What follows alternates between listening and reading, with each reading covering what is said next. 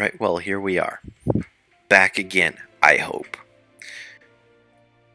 So going off of what you were saying, when these rhetorical devices wind up becoming at the forefront of, or wind up showing up at the forefront of our conscious awareness,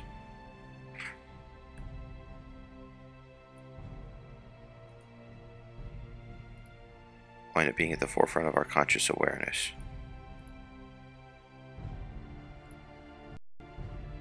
then we wind up being better equipped to deal with them. And we also wind up being better equipped to use them. One of the biggest things about effective communication is we can decide when we allow ourselves to be effectively communicated to. If we are aware of predominantly used rhetorical devices or predominant categories of them, then we can be like, okay, well, I see this person is trying to sway me. Well, what is this person's objective and what are these person's motivations? Do they align with what I'm doing? Well, then I can go and not necessarily bypass my critical factor, but I can listen to it. But let's go and say that I know that this person is not doing things for my best interest. Well, then I can go and still smile and nod and, apply the necessary social lubrication in order to prevent the situation from blowing up in your face, but then not allow it to affect my thinking. So the solution to this is being conscientious, being aware of what's going on, being present and paying attention to what's going on. And it's interesting because that's one of the things that advertising does, is it goes and divides your attention so much. And this is one thing that modern life does, is it goes and it divides your attention so much that you can't ever give whatever's in front of your face full attention, because you wind up getting things from so many different places that you wind up subconsciously processing a lot more information than you ever can consciously deal with. That's why advertising works. Why do people like McDonald's? Well, they see the golden arches everywhere they go in a big city. Why do people like certain politicians? Their faces are plastered everywhere. Why do people buy makeup? Because makeup commercials have big billboards with photoshopped models all over the place. Why do people buy Victoria's Secret underwear? Because there's propaganda all over the place that says it will increase your sex appeal. You don't have the chance to consciously respond to all this, and so you wind up taking all this garbage in over and over and over again, and it's going to have an effect on you. That's just a fact. That's just a fact.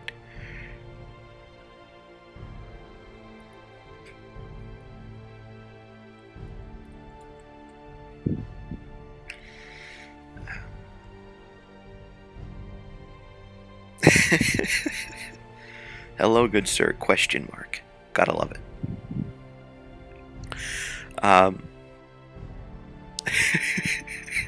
Oh, exclamation point, there we go.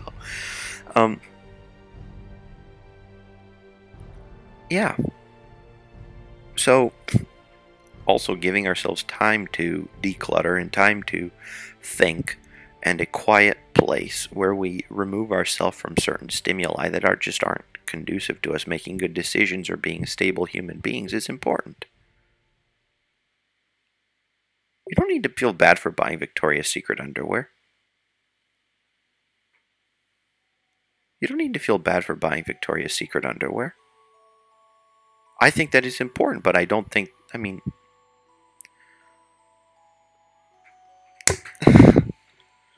oh, David, you had to go there, didn't you? Oh.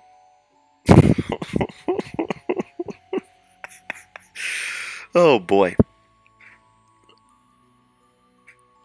Oh, boy. But there's nothing wrong with buying Victoria's Secret underwear. Right? In fact, I know the guy who owns the company that does Victoria's Secret. Right? And it is interesting because I remember he was coming through the grocery line at the grocery store I was working at the time, and I just casually remarked, hey, you have a great business model. The less fabric you sell, the higher the price. I mean, what how does that work? And he just got this. He didn't know how to react. I think that he just kind of expected people to generally act very deferential to him. Like everyone's like, oh, he's the richest guy around. He's the only billionaire in town, etc., etc. And I was just like, hey, less fabric, higher price. Oh boy. But yeah, buying that sort of a thing. I mean, I believe it was originally marketed, for special occasions. Like, okay, if I'm getting married, I might go get myself a set of nice underwear or whatever. But the absorbent, the sweat absorbent, stretchy, comfortable cotton stuff. I mean, that's also completely okay to get. I just think it's one thing is that lots of people go and think, well, it's the expectation that no matter where I go, I have some sort of expensive thong on just in case I need to, like, disrobe, and I don't know. But people go and hypersexualize these sorts of things all the time, and that often has to do with their expectations. And that often has to do with being unconsciously bombarded with sex here and there and everywhere. Like, there's always a time and a place for it, and believe me, I love sex, but the fact of the matter is, I don't think it needs to be constantly put out there.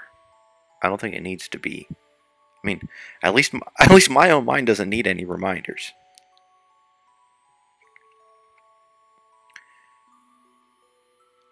And yeah, I don't have too much more to say on that particular matter because it's pretty,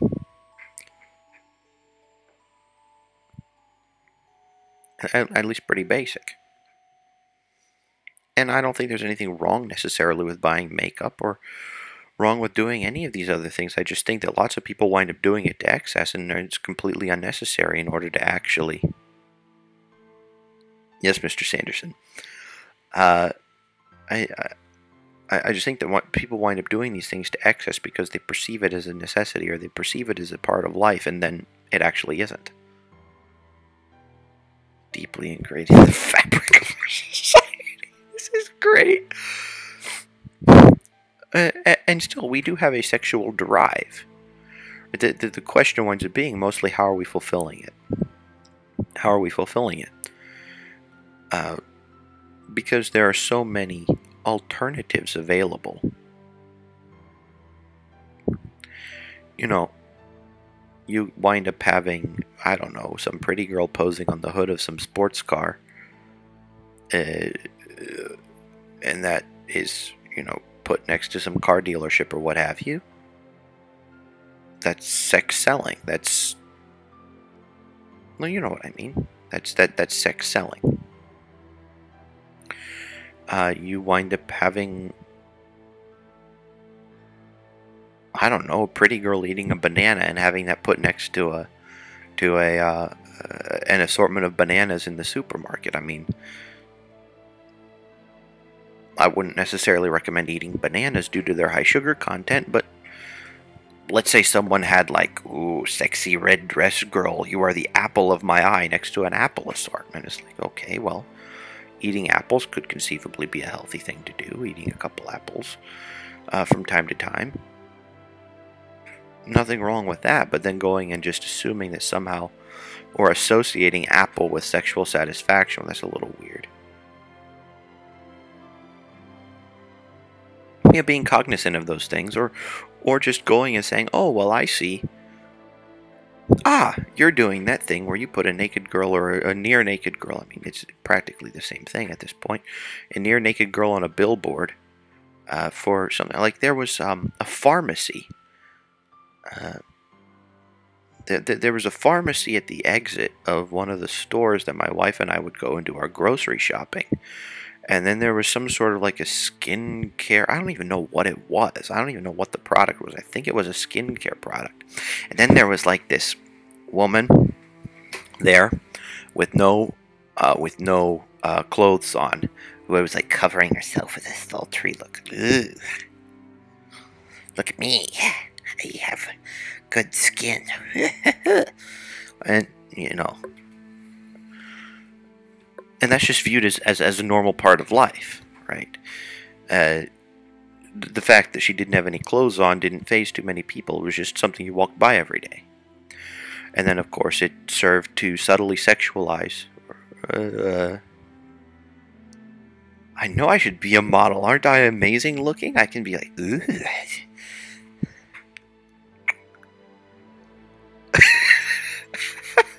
Well, yeah, it's very... alright, it looks odd when I do it. But if I were a scantily clad female model, you wouldn't think anything of it due to the fact that the crap is plastered all over the place. So, but I noticed that just labeling it in and of itself, just the act of going and saying, hey, you are trying to get me to buy X by sexualizing it. You are trying to get me to buy water, glycerin, and a few other things by sexualizing it and selling it to me for 100 times the price. If you go and if you formulate things that way, then you find yourself an awful lot less susceptible to it. Disturbed yet fascinated. Good. I like being able to disturb people. I mean, that sort of a thing can be very much an awakening process. I've awakened your desire. It's just... Alright, but I'm this ugly guy here, doing this, and you can see right through it. But if you wind up having a pretty girl doing the same, I mean, just... Okay, here's an exercise for you. Well, the pay gap does exist. It has to do with choices. But for men and women working the same job, no. No, no, no, no, no. Equal pay for equal work, and it has been that way for a long time. I mean, okay, you want to complain about pay gap? Complain about the pay gap for male versus female models. No, you don't hear anybody complaining about that. Oh, how many female firefighters do you know? How many female Navy SEALs do you know? How many female underwater welders do you know? Okay, underwater welders make 7 figures a year and they put their lives on the line all the time. So, here's an exercise for you, though. Okay, so every single time there's like some sexily or scantily clad female figure associated with some sort of advertising, just imagine me and my hairy chest there. And think about how that would affect you. How would that affect you? Like, okay, if I saw Matt holding this apple, here you go. Do you want the apple? Here you go. Do you want the sports car? Here you go. Can I interest you in Victoria's Secret underwear? Just, you know, imagine that. And, I guarantee you the marketing won't be anywhere near as effective. Hello, can I help you? Do you want to buy a van?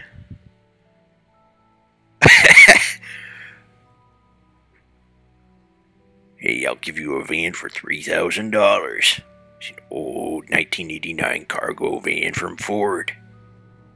Even has a new paint job. It says free candy. Hee hee.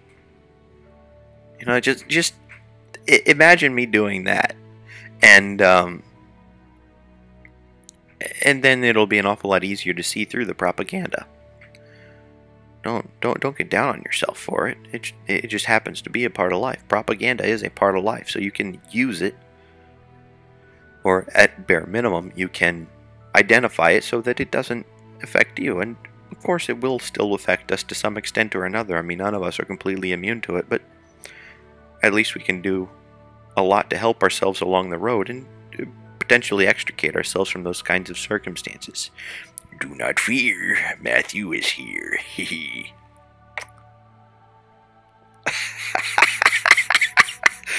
Oh, you guys, you're awesome. Mr. Sanderson, I'm sorry. I'm not actually, no, I'm not sorry I followed your evil plans.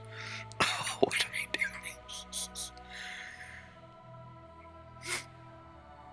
Oh boy.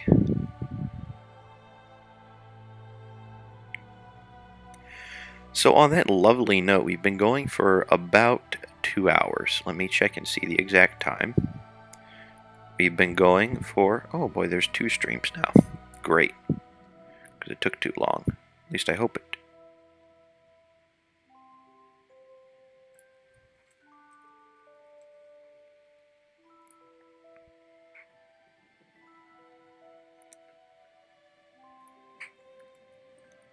There we go.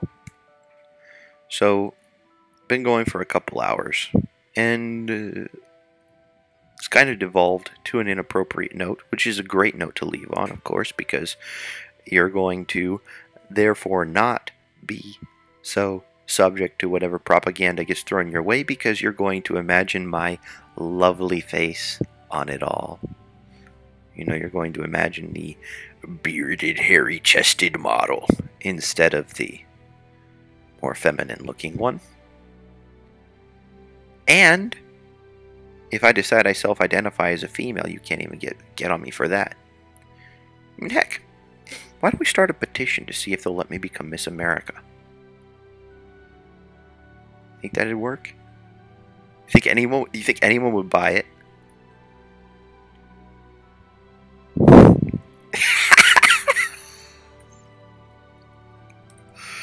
Oh, wow.